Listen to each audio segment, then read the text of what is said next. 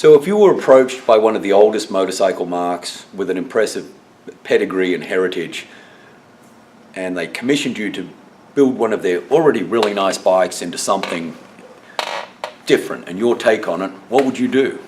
Well, I don't really know what you'd do. I know what I do. I'm Craig Rodsmith, and this is what I did with the V9. I'm quite a fan of, one, hand-formed polished aluminium, and so that's what I went for, which is the usual style of my stuff. And I wanted to do something more like a retro 60s, 70s cafe racer with a familiar look, spoke wheels, all that. But what I wanted to do was retain the efficiency and reliability of the fuel injection plus ABS brakes and traction control, which I did. Hit it nice enough, still gives it this retro look. Kind of exciting, I think.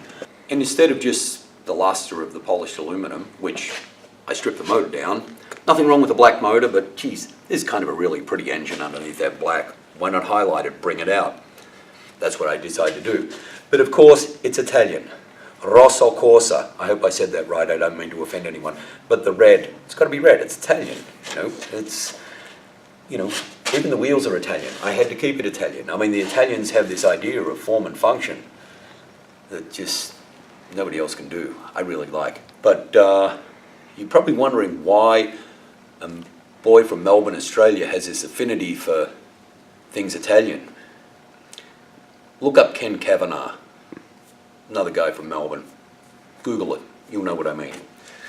So anyway, what I did, I decided to go with Kineo spoke wheels, so I got 17s front and rear, and then I went for a nice Marzocchi, another Italian piece, for the front end.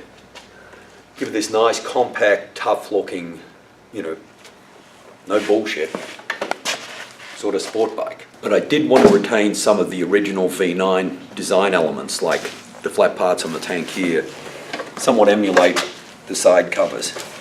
I even decided to call it a V9 Sport. So besides all that, nice brakes, nice suspension and everything, I put a turbo on it.